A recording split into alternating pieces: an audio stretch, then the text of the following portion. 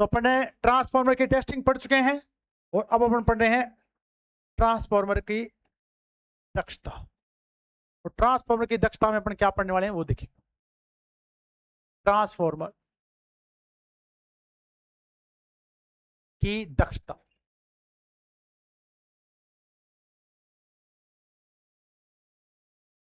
और यहां अपन बात करेंगे विद्युतीय दक्षता के बारे में। क्या पढ़ेंगे भी? विद्युतीय दक्षता।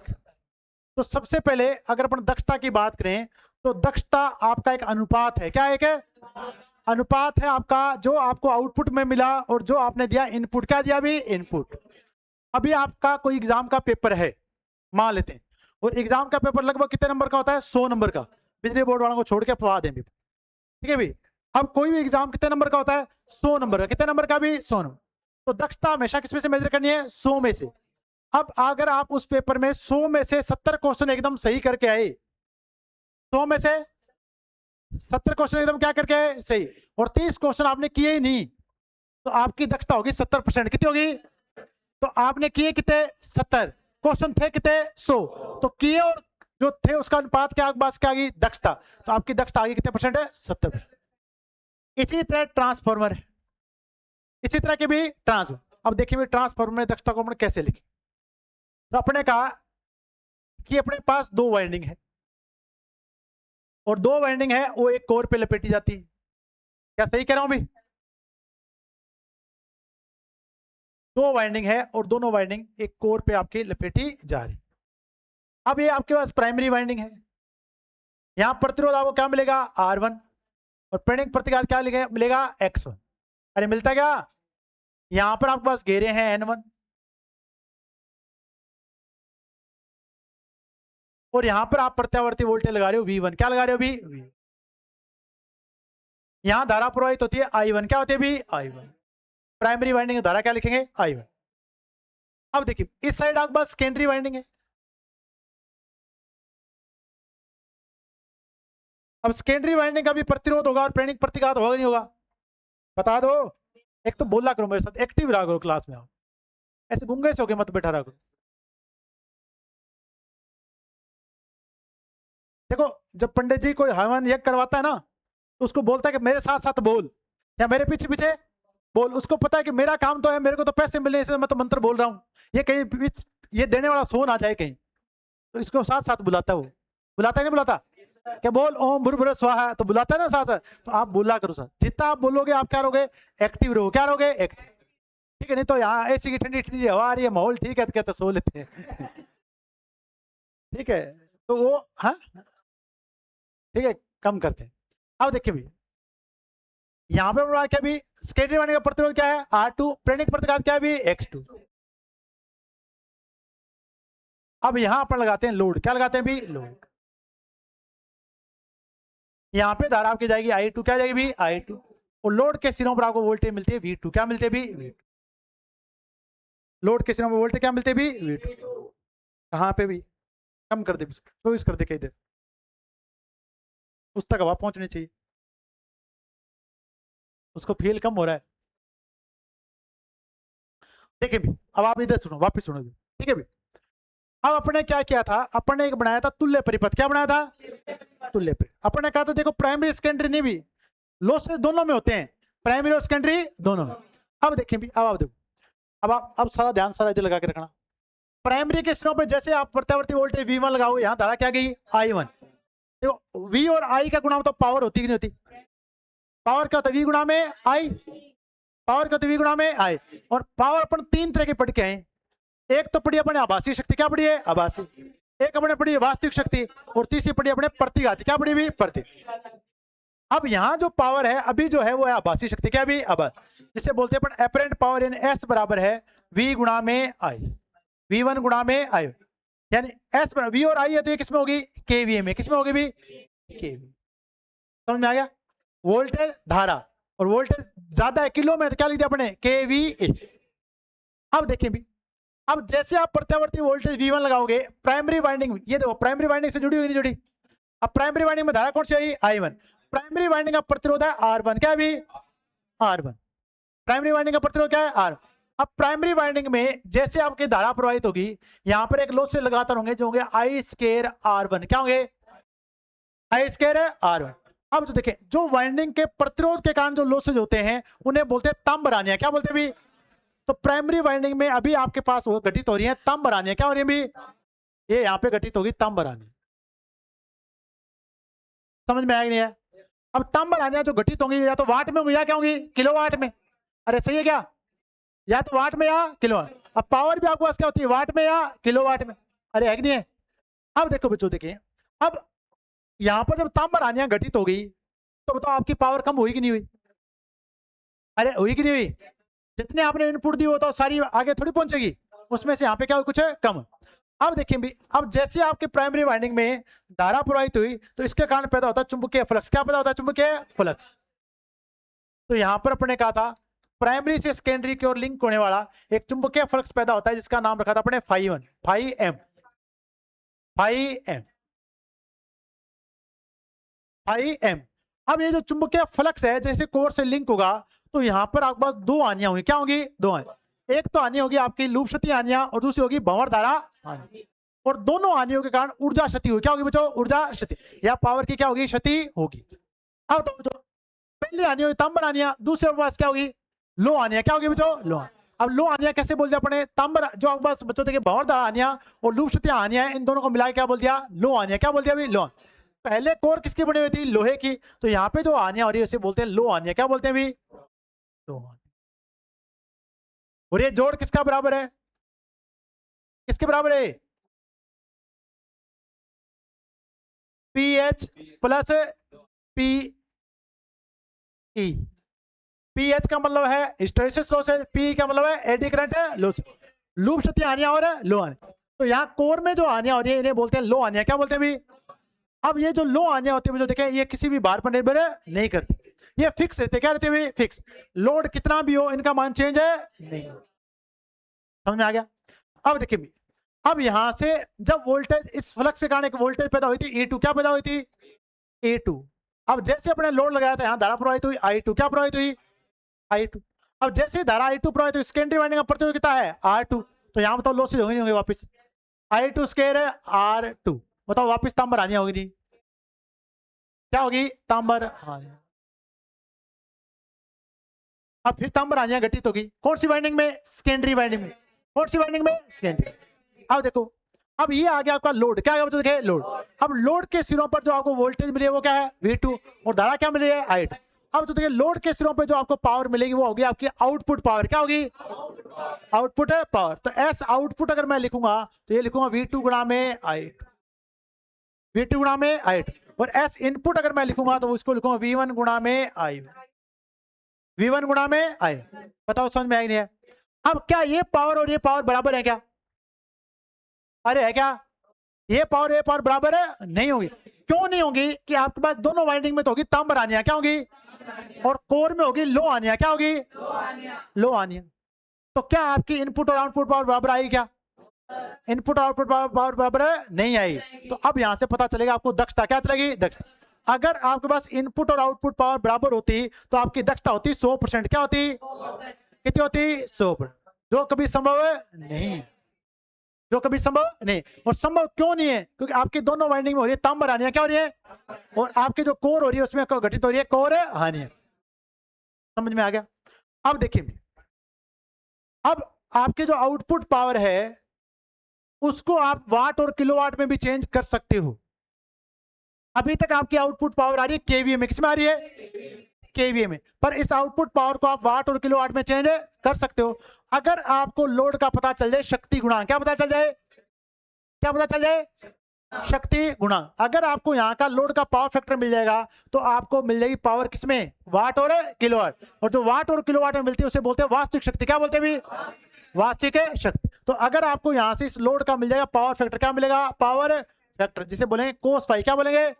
तो अगर आप इसको कोस फाई से गुणा कर दोगे तो आपके पास मिल जाएगी वास्तविक शक्ति, क्या मिल जाएगी भी। तो P लिखेंगे P बराबर V, P आउटपुट बराबर क्या होगा S आउटपुट गुणा में कोस फाई। और यहां पे बच्चों देखिए इनपुट पावर क्या बन जाएगी आपके पास P इनपुट, वो क्या बन जाएगी एस इनपुट, एस इनपुट कोस फाइव, कोस फाइव। तो अगर आपके पास पावर फैक्टर मिल जाएगा तो इनपुट और आउटपुट पावर आपके पास किस में आ जाएगी, किलोवाट और वाट में। अरे आ जाएगी क्या। अब एक बात बताऊं मुझे, देखिए जो आपकी आउटपुट पावर मिलेगी, अगर मैं इसके संयोजन खोल दूं तो बताओ आउटपुट पावर कितनी मिलेगी, मिलेगी क्या। अगर आपके धारा, अगर आप इसके संयोजन खोलो, धारा का मान कितना हो जाएगा, 0। तो आउटपुट पावर कितनी हो जाएगी, 0। यानी लोड कितना है, 0। कितना है मुझे देखें, 0। पर अगर आप इस लोड के मान को बढ़ा रहे हो, इस लोड के मान को बढ़ा रहे हो, तो इस धारा का मान बढ़ता है कि नहीं बढ़ता। अब बताओ लोड बढ़ाने पे धारा का मान बढ़ता है नहीं बढ़ता। मैंने आपको एक एग्जांपल बताया था कि अपने घर पे कितने स्विच लगे हैं, सबको ऑन कर दो, क्या धारा का मान बढ़ेगा नहीं बढ़ेगा। तो लोड आप बढ़ाते जा रहे हो, अगर आप लोड का मान बढ़ाते हो तो क्या लोड धारा का मान बढ़ता है, अरे बढ़ता ही नहीं बढ़ता। जब लोड धारा का मान बढ़ेगा तो क्या तंब रानियां लोड धारा के वर्ग में बढ़ेगी नहीं बढ़ेगी। तो अगर अपन लोड एक्स मान ले, क्या मान ले, तो अगर आप लोड एक्स मान ले तो क्या मान लेते हो, एक्स। एक्स का मतलब 100% हो सकता है, 50% हो सकता है, 1/4 हो सकता है, 20% हो सकता है, 30% हो सकता है। तो अगर आप इस लोड के मान को बढ़ाओगे, एक्स के मान को बढ़ाओगे, तो बताओ ये लोड से बढ़े नहीं बढ़ेंगे। कौन से लोड से बढ़ेंगे, तांब आनियां। कौन से लोड से बढ़ेंगे, तो बाहर के बढ़ने में कौन सी आनियां बढ़ती हैं, और बाहर के बढ़ने में कौन सी आनियां स्थिर बनी रहती हैं, लो आनियां। बताओ समझ में आया नहीं आ गया। अब इतनी बातें समझ में आ गई। अब अपन बात करेंगे इसकी दक्षता के बारे में। क्या बात करेंगे भाई, दक्षता। तो इतनी बातें आपको पता होनी चाहिए। अब अगर मैं इसकी दक्षता को लिखूंगा तो आप बोल सकते हो कि सर आप लिखो इसको आउटपुट बटा में इनपुट, आउटपुट बटा में, बोलो लिख सकते हैं, लिख सकते हैं कि सर आउटपुट में क्या मिला वो पता होना चाहिए। अरे सही है क्या, आउटपुट में अपने क्या मिला, इनपुट में अपने क्या दिया, इन दोनों का अनुपात क्या कहलाती है, दक्षता। अब अगर आपको दक्षता चाहिए परसेंटेज में, क्या चाहिए, तो इसको किससे गुणा कर देंगे, 100 से। ये कोई बड़ी बात नहीं। क्लियर हो गया, पहले तो इतनी बात समझ में आ गई। अब इस आउटपुट में, ये आउटपुट है क्या, अब अपने इस आउटपुट को लेते हैं आउटपुट पावर, आउटपुट है पावर बटा में इनपुट पावर। सही है क्या। अब इस आउटपुट पावर को मैं क्या लिख सकता हूं, अभी मैंने बताया था आपको लिख के, आउटपुट पावर। आउटपुट पावर किसके बराबर होगी, V2 गुणा में I2, V2 गुणा में, और आउटपुट पावर क्या होगा, पावर फैक्टर क्या होगा, तो गुणा कर दो पावर फैक्टर से, cos phi 2, cos phi 2, phi 2 लिख दो, सेकेंडरी का लिखना है फाई 2। अब ये किसमें आएगी, किलोवाट में। किसमें आएगी, बताओ समझ में आएगी नहीं है, अरे बताओ समझ में आएगी नहीं है। तो P आउटपुट, अगर अपन आउटपुट पावर की बात करेंगे तो ये V2 I2 cos phi 2 kilowatt आ गया नहीं आ गया। अब देखिए अगर मैं इनपुट पावर की बात करूं, इस इनपुट पावर की बात करूंगा तो इनपुट पावर बताओ किसके बराबर होती है, इनपुट पावर बराबर होती है output power plus losses, output power plus losses, हानियों के बराबर होती है। देखो अब आपको पता चले, आपको कोई पूछे कि बता कितने क्वेश्चन आए थे, तो आप कैसे बताओगे कि यार मैं करके था 70 आया सीगा, 30 छड़ आया, तो क्वेश्चन आए कितने, कितने आए। तो अगर मैं इस आउटपुट पावर में लॉस से जोड़ दूं तो क्या इनपुट मिल जाएगी क्या, आपके आउटपुट थे 70 क्वेश्चन, कितने क्वेश्चन थे, और आप लॉस कितने क्वेश्चन करके आए, 30 का। वो अगर आप जोड़ोगे तो बताओ आपके टोटल क्वेश्चन मिल जाएंगे नहीं मिल जाएंगे, तो वो आपके कुल क्वेश्चन थे कि नहीं थे। इसी तरह ट्रांसफर में अगर आप बस आउटपुट पावर में अगर आप लॉस से जोड़ दोगे तो आपको बस इनपुट पावर मिल जाएगी नहीं मिल जाएगी, सीधी बात है। अब आउटपुट पावर बताओ किसके बराबर है, V2 I2 cos फाई, ठीक है भाई। तो आपका जो पावर फैक्टर होगा वो क्या होगा, समान, क्या होगा भाई, समान।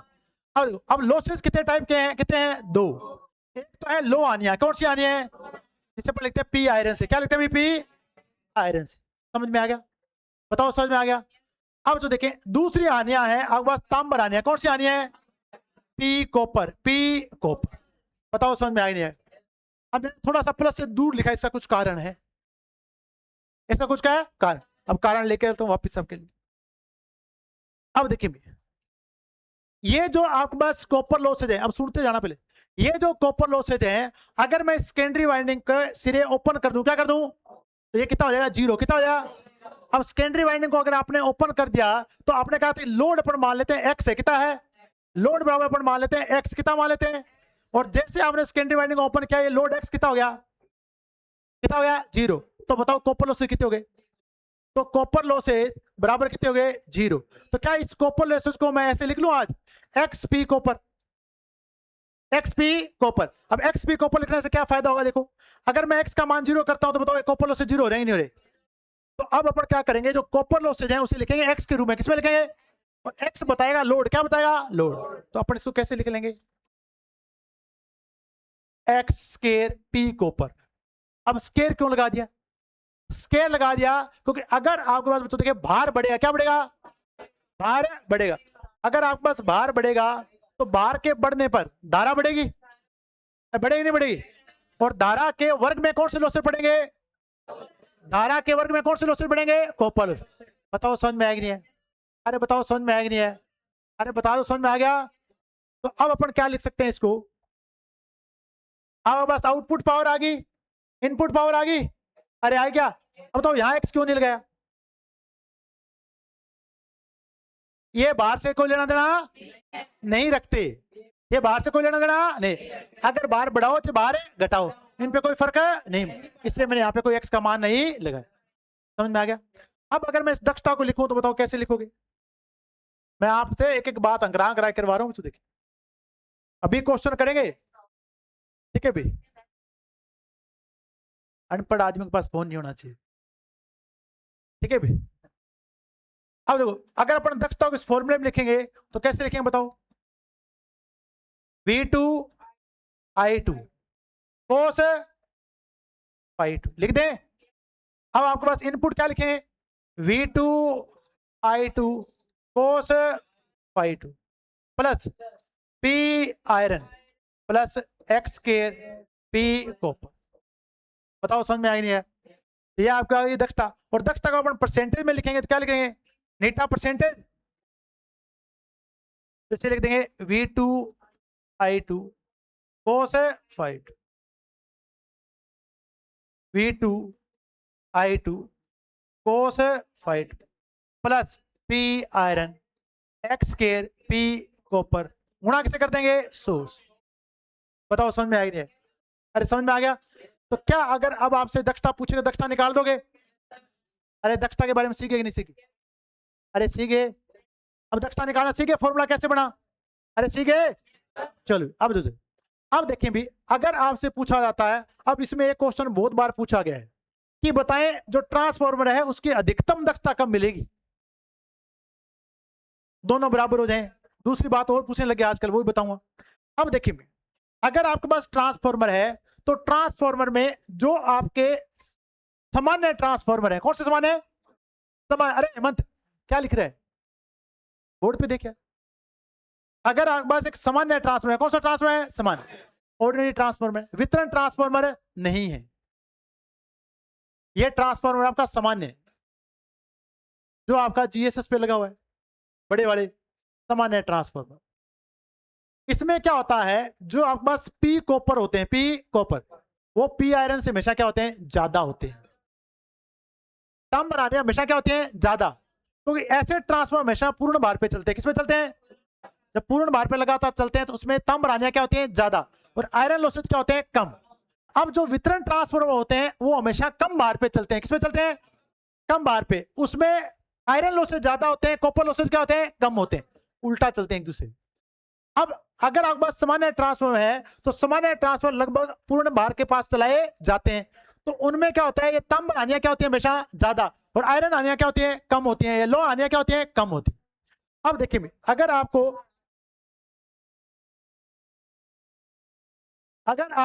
दक्षता ज्ञात करनी है, क्या करनी है, दक्षता, और दक्षता में आपको ये दिया गया भाजक, क्या दिया गया है, भाजक, क्या दिया गया भाई, भाजक। अगर आपके पास भाजक दिया गया है और आपको इस दक्षता का मान ज्यादा चाहिए, क्या चाहिए, ज्यादा, तो बताओ अगर इस दक्षता का मान ज्यादा कब आएगा, जब इस भाजक का मान कम हो जाए, इस भाजक का मान क्या हो जाए, कम हो जाए। समझ में आ गया, इस भाजक का मान अगर कम हो जाएगा तो दक्षता क्या मिलेगी, ज्यादा। अब आपने कहा कि अगर आपके पास सामान्य ट्रांसफार्मर है तो उसमें तांबा आनियां ज्यादा है, कम है, तांबा आनियां क्या है, ज्यादा, और लो आनियां क्या है, कम।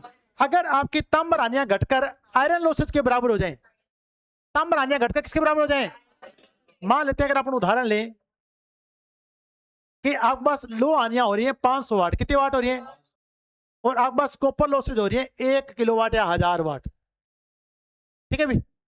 अब अगर आप पास बच्चों देखें, ये 500 ये कितने हैं 1000, अगर आप इनको अलग अलग जोड़ते हो तो 1500 कितना हो गया 1500। पर अगर ये हानियां घटकर इसके बराबर हो जाए तो क्या भाजक आपका छोटा हो जाए नहीं हो जाए? और अगर आप छोटी संख्या से भाग दोगे तो आपको रिजल्टेंट बड़ा मिलेगा नहीं मिलेगा? तो अगर आपको दक्षता ज्यादा चाहिए तो आपके एक्स स्क्वायर पी कॉपर घट के किसके बराबर होना चाहिए? अरे पी आयरन के, एक्स स्क्वायर पी कॉपर घट के किसके बराबर होना चाहिए? पी आयरन के बराबर हो जाने चाहिए। ठीक है, किसी भी भार पर। तो अपन क्या लिखेंगे? ट्रांसफॉर्मर में अधिकतम दक्षता के लिए, अधिकतम दक्षता के लिए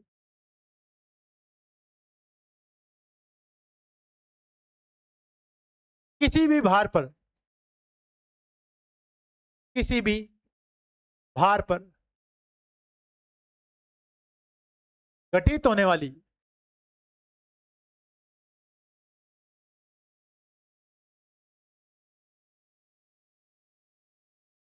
ताम्र हानियां, अपन जैसे क्या लिखा है, एक्स के पी कॉपर बराबर किसके हो जाए? P iron. एक्स के पी कॉपर क्या हो जाए? P iron. तो आपकी जो दक्षता मिलेगी वो क्या मिलेगी? अधिकतम है मिले। तो ट्रांस में अधिकतम दक्षता के लिए किसी भार पर घटित होने वाली ताम्र हानियां एक्स के पी कॉपर बराबर क्या हो जाए? P iron. तो आपको दक्षता क्या मिलेगी? अधिकतम। क्या मिलेगी? समझ में आएगी बात? दक्षता लिखनी सीख गए। फिर आपको पता चली कंडीशन की, अगर आपके पास क्या हो रहा है, एक्स स्क्वायर पी कॉपर बराबर क्या? P iron. अगर आपने इसका लिख दिया उल्टा, क्या लिख दिया? उल्टा। उल्टा ऐसे लिखोगे आप, पी आयरन बराबर क्या हो जाए? X square P copper. अब दक्षता अधिकतम नहीं मिलेगी, अब दक्षता मिलेगी न्यूनतम। क्या मिलेगी? आपने लो हानियों को बढ़ा दिया है, और बढ़ा के किसके बराबर कर दिया है? अरे बढ़ा किससे कर दिया है? कॉपर लॉसेज के। कर दिया कि नहीं कर दिया? देखो, अगर आपने इसको बढ़ा दिया, इसको 500 की कितना कर दिया? 1000, तो आप पहले 1500 से भाग दे रहे हो, भाग दोगे 2000 से, किससे दोगे? तो दक्षता कम आ जाएगी नहीं आ जाएगी? जूनियर स्ट्रक्चर में यही क्वेश्चन पूछा गया कि ट्रांसफार्मर में न्यूनतम दक्षता कब मिलेगी? तो न्यूनतम दक्षता कब मिलेगी? जब आपके लो हानियां बढ़कर किसके बराबर हो जाए? किसके बराबर हो जाए? ताम्र। बताओ समझ में आया नहीं है? अरे आया कि नहीं आया? अगर बढ़ा दोगे दक्षता क्या हो जाएगी? न्यूनतम। और घटा दोगे दक्षता क्या हो जाएगी? अधिकतम। समझ में आ गया सभी को? तो इस समय अगर ये हो गया तो आपको दक्षता मिलेगी न्यूनतम। क्या मिलेगी? दक्षता हो जाएगी न्यूनतम।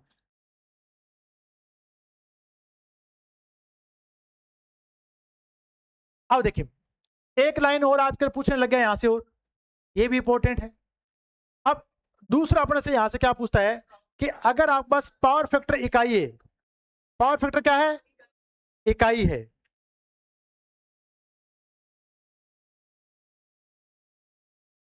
अगर आपके पास पावर फैक्टर क्या है? इकाई है, तो भी आपकी दक्षता मिलेगी अधिकतम। क्या मिलेगी भी? अधिकतम। देखो, दक्षता अधिकतम कब मिलेगी? जब पावर फैक्टर क्या हो जाए? इकाई। अब आप देखिए, आपने आउटपुट पावर को लिखा है V2I2 cos phi 2।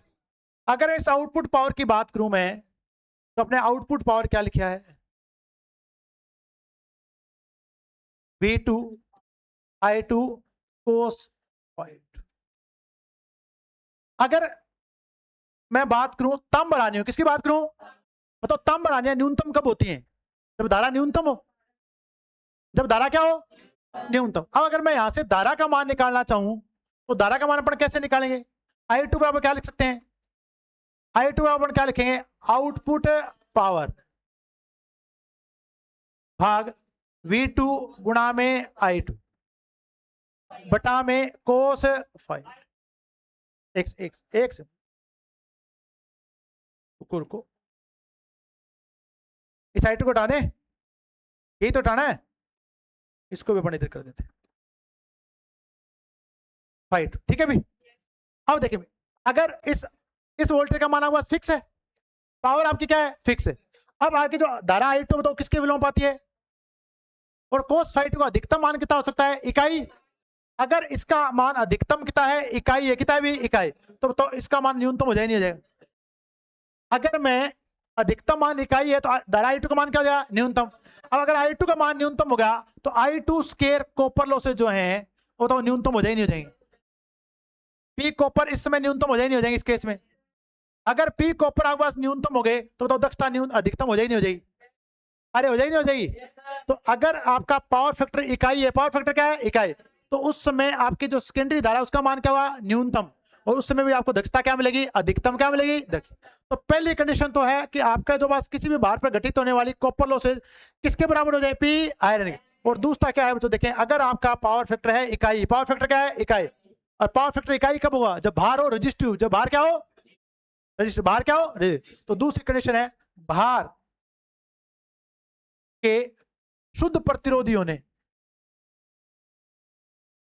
भार के शुद्ध प्रतिरोधी व शक्ति गुणांक इकाई होने पर भी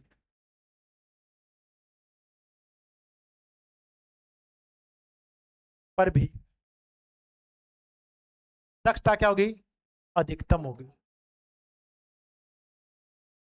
दक्षता अधिकतम होगी। बताओ समझ में आई नहीं है? दक्षता क्या होगी? अधिकतम होगी। कब? जब आपके पास भार क्या हो? शुद्ध प्रतिरोधी क्या हो? और पावर फैक्टर क्या हो? इकाई। उस केस में आपके पास पी कॉपर क्या हो जाएंगे? मिनिमम। क्या होंगे भी? इस केस में आपकी दक्षता क्या होगी? अधिकतम होगी। तो आजकल क्वेश्चन यहां से पूछना चालू कर दिया, उसको सब पता चल गया कि सबको पता है पी आयरन बराबर क्या होता है? P copper. सही है? तो पी कॉपर किसके बराबर हो जाए? P iron. सबको पता है, इसलिए वो यहां चालू हो गया आजकल। ये बताओ किस शक्ति गुणांक पर जो दक्षता वो अधिकतम मिलेगी? इकाई पर। किस प्रकार के भार पर दक्षता अधिकतम मिलेगी? प्रतिरोधी भार। तो वो शिफ्ट हो जाता है आगे। अब आपको किसी भी भार पर ज्ञात करने पी कॉपर, क्या ज्ञात करें भाई? P copper. अब वो कैसे ज्ञात करते हैं वो देखिए, ये क्वेश्चन भी पूछे जाते हैं यहां से। अब जैसे x का मान अपन लेते हैं कि आपके पास भार है 100%, कितना भी? तो अगर आपके पास लोड है 100%, कितना है? 100%। और लोड को अपन ने माना x, क्या माना भी? और 100% बताता है 1, क्या बताता है भी? 1। सही भी? अगर भार आपका 100% है तो x का मान कितना हो गया? 1%, 1। तो अब अपने पास जो कॉपर लॉसेज है इस भार पे पी कॉपर बराबर अपने क्या लिखा है? X square P copper. लिखा है कि नहीं लिखा? अरे सही है क्या? इस भार पर अपने एक्स स्क्वायर पी कॉपर क्या लिखा है? एक्स बराबर क्या है? पी कॉपर क्या लिखा है? X square P copper. तो एक्स का मान कितना लिख देंगे? 1। क्या लिख देंगे? 1। अब देखिए, अगर आपका भार कम होता है, आपका भार क्या होता है? कम। मान लेते हैं इस लोड को अपने कर दिया घटा के 50%। कितना कर दिया? 50%। अब 50 को आप x में अगर आप इसको लिखो, कितना लिखो? 1/2। तो अब आपके पास जो पी कॉपर होंगे वो इसके कितने हो जाएंगे?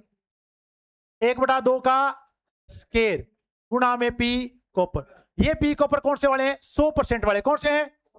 ये पी कॉपर कौन से वाले हैं? 50% वाले। कौन से हैं? बताओ समझ में आएगी नहीं है? अभी समझ में आएगा। मान लेते हैं कि 100% पे आपके पास जो कॉपर लॉसेज घटित हो रहे हैं, इस 100% लोड पर जो आपके पास पी कॉपर जो घटित हो रहे हैं वो आपके पास है 400 वाट। कितने वाट है? 400 वाट। अब आपसे पूछा कि लोड अगर 50% कम कर दिया जाए, कितना कर दिया जाए? तो बताओ 50% भार पर, अब भार पर कितने लोग से घटित हो रहे होंगे पी कॉपर? अरे बताओ। तो पी कॉपर आपको कितने निकालने? 1/2 का स्केयर। अब पूर्ण भार पे कितने हो रहे थे? 400। ये क्या बताओ कौन सा भार बता रहा है? पूर्ण भार। तो यहाँ पूर्ण भार पे कितने हो रहे हैं? 400। काट दो इसको, 1/4 गुणा में 400। तो बताओ कितने वाट हो रहे हैं? बताओ समझ में आ रहे हैं? ये पी कॉपर कितने परसेंट लोड पे है? 50%। अरे कितने पे है? और पहले वाले कितने पे थे? 100 पे। कितने पे थे? 100। बताओ सीखे। और अगर आपसे पूछे आयरन लॉसेज कितने हो रहे हैं, तो आयरन लॉसेज जितने आपके 100% पे होते कितने पे होंगे? 50%। उतने कितने पे होंगे? 0 पे। उनमें कोई चेंज है नहीं है। बताओ समझ में आएगी नहीं है? अब हम कुछ क्वेश्चन लेते हैं फिर समझ में आएंगे। और एक क्वेश्चन देखो, बताओ।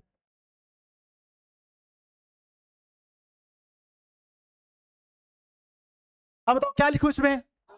अभी मैं आपको सारे क्वेश्चन करवा के लाया हूं, इसलिए आपको सभी क्वेश्चन आने चाहिए।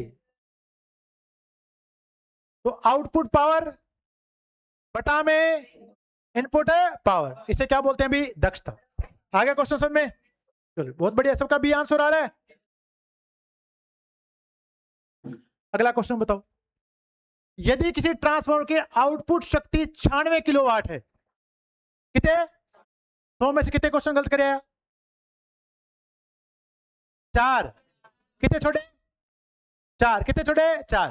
ठीक है, वो 4 छोड़ के कुल आने कितनी है? कितनी है? 4। तो बताओ उसकी दक्षता कितनी हो जाएगी? अरे कितनी हो जाएगी? 96। जो आप सही करके वही दक्षता, मैंने अभी तो बताया था आपको। आप 70 सही करके आपकी 70% क्या थी? दक्षता। तो बताओ आंसर कितना आएगा? देखना ही नहीं है बाद में, आउटपुट पावर को ही देखना है। आउटपुट पावर हमेशा किसमें होगी? 100 में से। किसमें से होगी? 100 में से। बाकी देखना ही नहीं। तो आंसर दक्षता कितनी आ गई? 96। चलो अगला क्वेश्चन पढ़ो। अब मैंने आपको बताया दक्षता जो होती है 92 से कितनी होती है? 96। अब 92 से ऊपर दे रखी है नहीं दे रखी? यहाँ तो 95 से 98। तो आंसर कितना आएगा? 95 से 98। अब ये क्वेश्चन बताओ, एक ट्रांसफार्मर की रेटिंग दे दी 50 kVA। अब आपको दे दिया V2 गुणा में I2, पावर फैक्टर दे दिया 0.8। बताओ आउटपुट पावर कितनी हो जाएगी? कितनी हो जाएगी? 40। मैंने अभी फॉर्मूला बताया था। तो आउटपुट पावर निकालने के लिए आपको एस आउटपुट से किसे गुणा कर देना है? बोलो, पावर फैक्टर से। तो आउटपुट पावर कितनी दे दिए? 50। ये दे दिया 8/10। काट दो, कितनी बार कटा? 5 बार। आंसर आ गया 40 किलोवाट। जैसे cos 5 से गुणा करो किलोवाट बन जाएगा। क्या बन जाएगा? किलोवाट। तो आंसर आ गया 40 किलोवाट। अगला क्वेश्चन देखो, ये बताओ, अब कुल आने पूछ लिया आपसे, तो कुल आने 2 के बराबर है। तो कुल लॉसेज अपने पास, लॉसेज अपने पढ़ा था, लॉसेज बराबर क्या होते हैं? P iron plus x square P copper. पढ़ा था नहीं पढ़ा था? अब जोड़ दो दोनों, 300 और 500। 800 कितना आ गया? 800। ठीक है भी। अगला क्वेश्चन बताओ मेरे को, देख अभी करवाया तुम्हें, अरे अभी करवाया। कितना वाट आया? अब ये जो आपको दिया गया है इसके लिए एक्स कितना है? 1 है। इसके लिए एक्स कितना है? 1। अब आधे लोड पर एक्स हो जाए 1/2, और इसकी करनी है स्केयर। क्या करनी है? स्केयर। पी कॉपर आपके धारा के वर्ग में बढ़ते हैं और वर्ग में घटते हैं। करोगे नहीं करोगे? अब इसको 1/2 को इसको कर दो गुणा, तो 400 गुणा में 1/2 का स्केयर। ये कितना आया? 4। तो कितना वाट आया आंसर? तो बताओ आंसर 100 वाट है कि नहीं?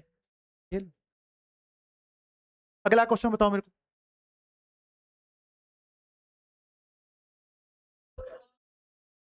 ट्रांसफार्मर की दक्षता अधिकतम कब होगी? कॉपर लॉस से बराबर हो जाए। अरे सही है क्या? तो आंसर कॉपर लॉस से बराबर क्या हो जाए? कौन है? लॉस। ठीक है भी। अगला क्वेश्चन देखते हैं। ये क्वेश्चन बताओ,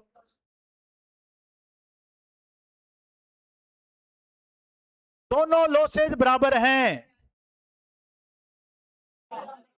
दोनों लॉसेज क्या है? बराबर। तो बताओ दक्षता अधिकतम है कि न्यूनतम है? अधिकतम है। क्या भी? अधिकतम।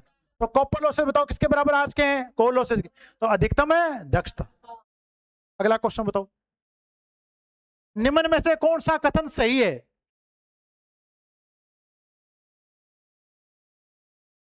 कॉपर लॉसेज स्थिर रहते हैं। एकदम सही है। सही है। कॉपर लॉसेज धारा के वर्ग के समानुपाती होते हैं। कॉपर लॉसेज, कोर लॉसेज एकदम गलत है। कोर लॉसेज लगभग स्थिर रहती हैं। सही है। तथा कॉपर लॉसेज धारा के वर्ग के समानुपाती होती हैं। सही है। ठीक है भाई। दोनों हानियां धारा के वर्ग के समानुपाती होती हैं? नहीं। तो आंसर क्या है भी? सी सही। ये क्वेश्चन बताओ,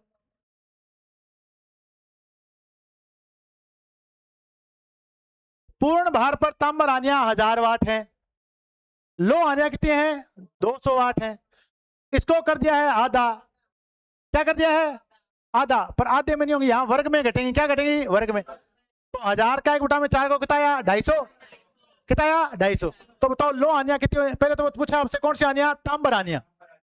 कौन सी हानियां? तांबर हानियां। तो तांबर हानियां तो कितनी हो जाएंगी? 250। और लो हानियां कितनी रहेंगी? 200। बताओ समझ में आया नहीं है?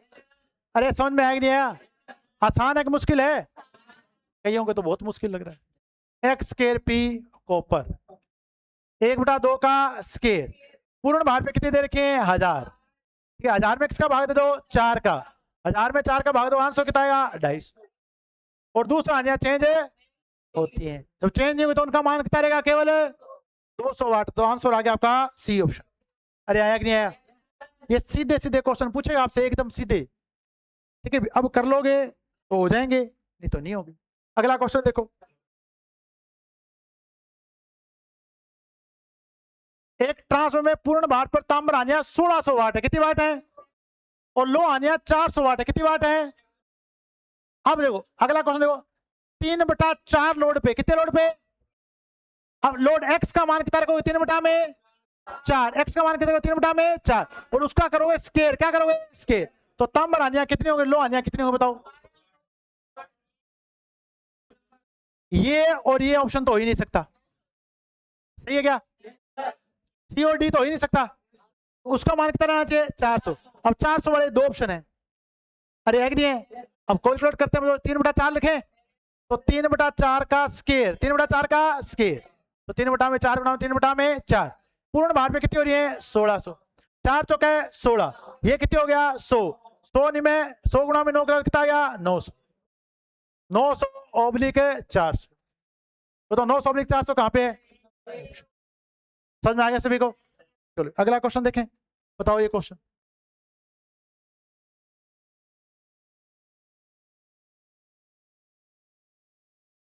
अब कितनी हो रही है 900 वाट, और ये कितनी हो रही है 300 वाट। अब केवल आपसे पूछिए कुल आने पर है, 1/2 लोड पर कुल आनियां पूछे, क्या पूछे? कुल आनियां पूछे। तो इस बार आपको जोड़ के बतानी है दोनों को। अब इसको बताओ कम करो कितनी हो जाएंगी, तो इसको करो 1/2 का स्केयर, गुणा में करो 900, 900 में भाग दो 4 का, किसका भाग दो? अरे सही है क्या? 4 का भाग दोगे तो कितना हो जाए बताओ 225, और उधर वाली चेंज नहीं होती हैं, इनको जोड़ो कितना हो गया 300, तो टोटल होगी 525 वाट। कहीं आंसर छुपा के देखो, अरे है क्या ये ऑप्शन? तुम तो बड़े बुद्धिजीवी हो, ये लो।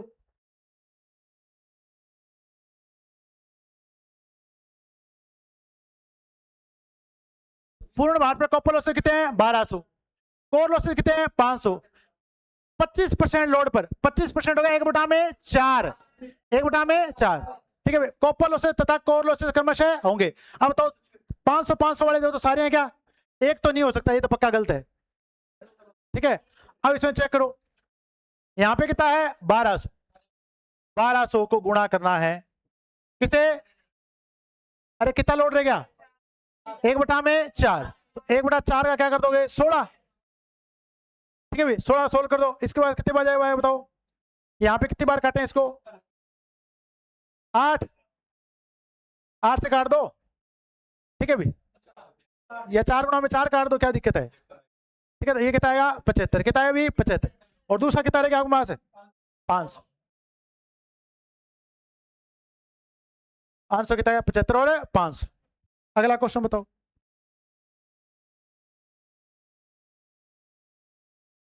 एक ट्रांसफार्मर में पूर्ण भार पर कॉपर लॉसेज 800 वाट है, कितने वाट है? आयरन लॉसेज कितने हैं 200 वाट। 150% लोड बढ़ा दिया है, अरे 150% कितना लिखते हैं 3/2 लिखते 3/2 क्या करो स्केयर, कितने करो स्केयर, तो इस बार बढ़ाओ 3/2 का क्या कर दो स्केयर, 3/2, 3/2, पूर्ण भार पे कितने हो रहे हैं 800, कितने हो रहे हैं 800, 2 दूनी 4, ये कितने बार कटा, ये कितना आ गया 1800, कितना आ गया 18। बाकी वाले में कोई चेंज, बाकी वाले में कोई चेंज नहीं होगा, तो आंसर कितना आएगा 1800 हुआ। समझ में आया नहीं आया?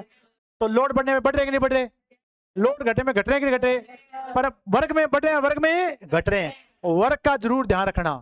केवल x से भाग दे तो आंसर क्या हो जाएगा गलत हो जाए, अगर आप x केवल x का भाग दो तो आंसर क्या हो जाएगा गलत हो जाए, और आंसर गलत होना नहीं चाहिए।